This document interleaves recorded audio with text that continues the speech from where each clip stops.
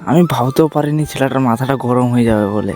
যদি সবকিছু জানতে চাও পুরো ভিডিওটি দেখো। প্রতিদিনের মতন আজকে সকাল সকাল আমাদের হিরো হোন্ডা বাইকটা নিয়ে কাজে বেরিয়ে পড়লাম। সকালবেলায় আস্তে আস্তে আমারও মাথাটা খারাপ হয়ে গেল, কি করছিলাম আমি কিছু জানি না। তাই কিছুক্ষণ পর আমরা কাজের সাইডে চলে এলাম। তারপরে আমাদের কাজ শুরু হয়ে গেল।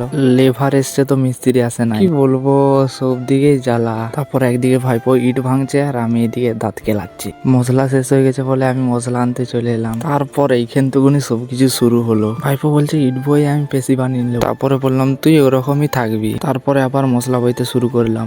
ঘরেও খাটতে হচ্ছে, বাইরেও খাটতে হচ্ছে 2 টাকা রোজগারের জন্য। তারপর চান টান করে খেয়ে দিয়ে একটু ঘুরতে এসেছিলাম। তারপরে দেখি না ভাইপো মিস্ত্রি হয়ে গেছে।